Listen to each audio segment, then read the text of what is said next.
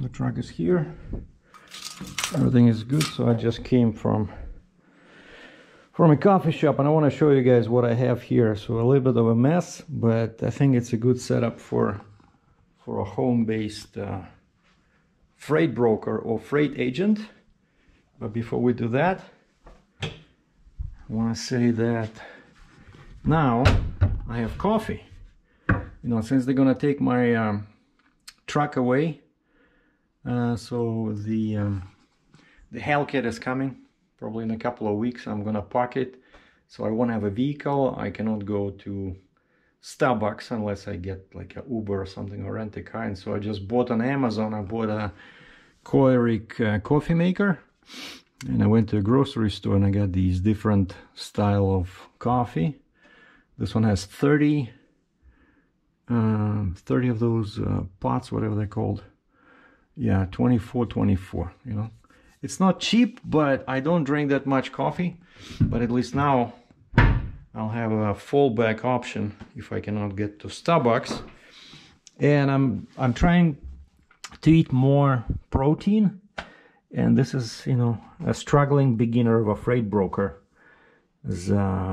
fridge, right? So I just got some steelhead. I think what it's called, steelhead, yeah, fresh steelhead. And I learned to be careful and checking the expiry date, because I threw out a bunch of meat a couple of weeks ago because I didn't pay attention, and it started expiring. I noticed that it started changing color, and so now I just bought this. I made sure it says November 23, and today's only November 18th. So there's some salmon, some eggs, some onions, some zucchini and cabbage. That's all I got for food, you know. Now let me show you the setup. So my boss just bought this for me. This is gonna work with a VoIP, and he's coming Monday. Like, I visited him in Edmonton. Now Monday he's coming to basically to further train me and help me set up all this stuff. And he's gonna bring like a power brick, because I don't have enough here. And I just bought this, like a little adapter at USB-C, because my iMac only has 2 ports, like these 2. And you see this is USB-C, HDMI. And this is my keyboard. But now I bought this so that I can use the original cable with that monitor. I can use HDMI, because this thing has a HDMI port. Because sometimes what I find with these 2 monitors, they don't want to, this one doesn't want to turn on. Sometimes you have to unplug the cable, plug it back in, and of course that wears out those connectors. And I would rather unplug it from the adapter, right? So this way this adapter will be connected to there, and then the HDMI cable will hook up right here, so it'll be much easier to unplug it and plug back in. But because, yeah, a couple of times I had real difficult time making this work, you know. And so you gotta make sure that here in system settings, if I go to displays, you see it shows 2 built-in display, and this one. So this one is main, and this one is extended. And I really this is just an example, right? So let's say here I have maps, but of course I would rather have let's say email over here. But it's amazing how easy it is to just move all these, because it's an extended display. You know, you can do like this, you can put it back in, you know, change different like put your email here and all the main, because this one is a bit brighter even though this is bigger. And but yeah, I like this. So I like this table, lots of, you know, very easy to work. So let's say I can do quotes, check distances, you know, and of course, oh, and the best part is, hold on, let me see if I can show you this. But and this is VoIP. Okay, I cannot show you this because it has too much personal information, but basically I got this. It's called Telus Business Connect. So I have my own number, and I can just do dial outs right from the computer, and I can text cut people, you know, and I can give them this number and they can call me. And that's what I'm going to be using, that fancy headset that was like 300 bucks. And then in this Business Connect, you can set it up so that, let's say, if you don't answer after like 10 rings, it automatically switches the call to your cell phone, you know. And so yeah, this is going to be like, it's going to be hooked up. It's a pretty complicated piece of hardware. So one cable goes into the computer, then there's power, and then there's a phone. Oh, and he's bringing me this. He bought a phone like this, which is also not hooked up to a telephone line. It's hooked up to the internet via IP, which basically gave me an extra line, right? And so we're gonna hook up all this later. And I got, I went to Staples and I bought a couple of these file holders. Over here I have my quote request sheets, where if somebody wants me to do a quick quote, I can just fill it out.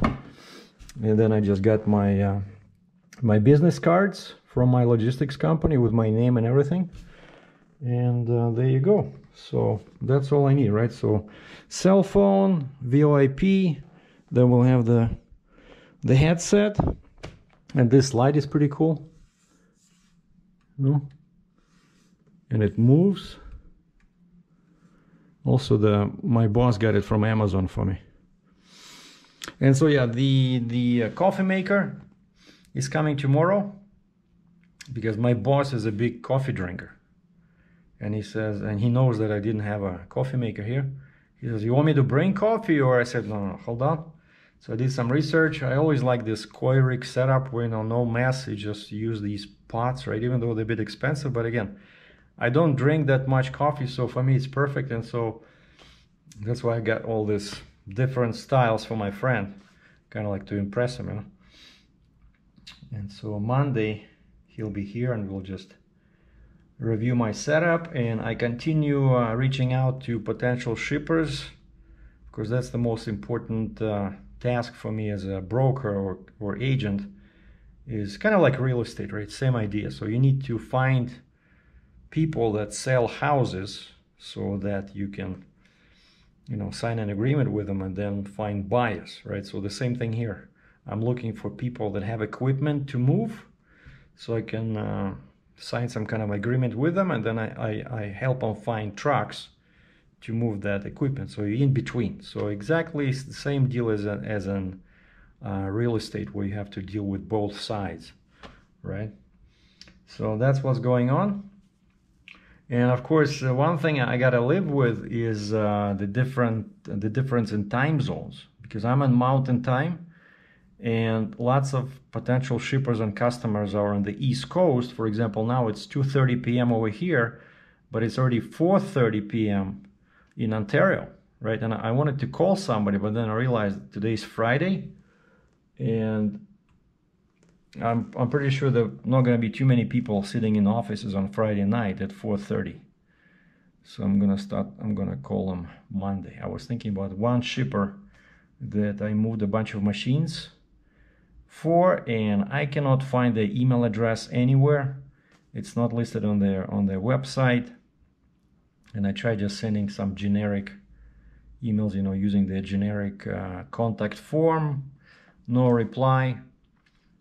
And now I've been using, I found a couple of websites where, you know, they list machinery for sale.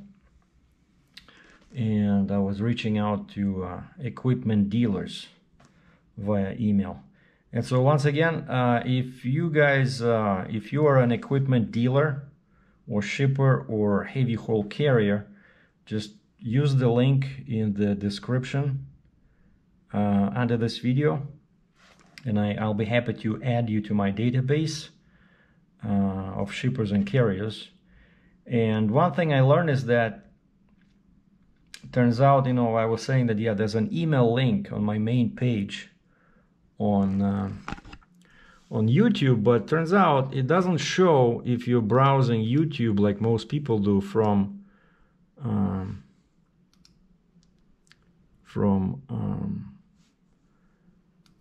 cell phone. So let's say here's my page, right? So if I go here And you see, like, we have videos, shorts, live, playlist, community, membership, store, channels, about, right? So if I click on about, over here between the description and the links, there's another field that says details. For business inquiries, click here to view email address. And what's funny is that I noticed that my friend was telling me that he cannot see my email address. So what are you talking about? So I tried to access this page on my cell phone, and to my surprise, this field was completely missing. Like, I could see this description: hey, if you're a machinery shipper or operate as heavy haul carrier, you can email us. But then I did not see this, and then I just saw links to my Twitter, Alamy, Instagram, and Pixels. So, but it is like, it's not my issue. Like, on my end, everything is set up. So if you want to see this link, you have to be here on your computer. So from a cell phone, it does not work. But as I was mentioning, I have a bunch of words that are programmed to trigger review. And so if you use the word email in your comment and you leave me a comment anywhere here, it'll automatically go into review. So it's not going to be visible publicly. And then I can see your message. Let's say, you know, if you're a carrier and you want me to add your email address to my database, I will see that comment, but it won't be public, right? And so I can add your email, again, only if you have RGN or double drop trailers. I can add you to my database, and then I'm going to delete that safe. So that's like as an option if you cannot see the email address on the main page. Okay, so that's the update. So that's my pretty comfortable broker workspace. And yeah, I got a mess in there. I still have to go, and I keep forgetting getting out. That's my mobile printer there that I used when I was trucking, and I ran out of ink. And every time, like, I left this morning and I forgot to take out those cartridges. And actually, I was in Staples, right? That's where I bought this little USB-C multi-adapter. And I forgot to bring the cartridges, so I didn't buy the replacement ones, so I don't have a printer. But I find that quite often everything is digital, right? Everything is PDF. Oh, and then of course another cool thing is my friend persuaded me to quit OpenOffice, and so I purchased an annual subscription to Microsoft Office. So now I have Excel, I have Word, I have everything, and I have the OneDrive cloud where I can collaborate with my boss, because I shared access, so he can see what's in that OneDrive, so we can share documents, you know, very quickly. And one cool thing I did today, and I'm pretty happy about that, is that I remembered that somehow I lost the rate calculator when I was migrating from, I was resetting my laptop. And now, of course, this is my main computer. I love this iMac, so 24-inch here, 27-inch LG over here, high resolution, beautiful. Oh, by the way, one cool thing before I forget, like here, if you go to system settings and go to displays, now check this out. You see this? I can choose default or more space or larger. Like here, this one is default and this one is larger. Now, if I click here, look what happens. See? I can make it bigger, easier to read, but that's a bit too much, but this is perfect, you know? And so it's cool that the iMac can actually manage the picture on this cool monitor. And so what I was trying to say, oh yeah, and so I lost that rate calculator that I used as a tracker, because it was pretty cool. It was automatically calculating you know, how many hours it would take me to deliver, load, unload, and I would plug in my rate per hour and then add fuel, and I could change the price of fuel, and it would automatically calculate how much money it would cost me in fuel, and then I could add permits, and I signed up again with that permit website where I can guesstimate the cost of permits actually pretty closely, which is very cool. And so, but I lost that calculator somehow. So now I don't have OpenOffice, because turns out it doesn't work on this iMac, because iMac now has an Apple chip and OpenOffice only works with Intel chip. So I can use it on my laptop, but not on this. And so that's one of the reasons why I have Microsoft Office for Mac. And it's been a while since I use Excel, because formulas are different compared to OpenOffice. But it took me like 10 minutes and I recreated pretty much the same calculator, except now I added a broker fees in there. And I was practicing, I was doing some quotes for an online auction, you know, just for practice. I found an auction where you can submit your quote and people can pay you with a credit card. And I double checked with my boss. I said, can we do this? And he said, well, as long as they prepay or apply for a credit somehow with my logistics company.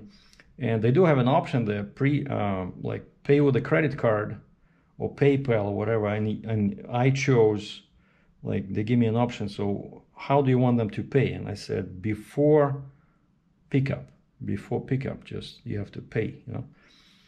But no responses, of course, because I didn't have much luck with that website as a carrier. But again, it's good practice, you know. Just I run, you know, let's say I look at the machinery, let's say some excavator, origin, destination. I go to Google Maps, you know, estimate, you know, the miles, then add, let's say 10% for detours. Then I run the permits on that permit website, and I put fuel, and it gives me, you know, carrier rate, then shipper's rate. And this was a good exercise. So now I have that little Excel spreadsheet on my computer, and I save it on my cloud. So now I know what I'm doing, you know. Was before we're just estimating how much to charge the shipper, but now I have a good idea what the carrier, what kind of expenses the carrier will have, so make it fair for the carrier. And so that's what I'm doing. But yeah, so far I only had one quote request, but hopefully next week things will change and I'll start doing more quotes. But it seems like the market now is a bit slow, you know, before all these holidays. But I'm not getting discouraged. I'm in this to win, so to speak. All I gotta do just learn the software, like learn that TMS, that complex software where you do orders and quotes, and, you know, and dispatch the trucks, and we'll go from there. So anyway, that's the update. So what is it? Friday, November 18th. Thanks for watching.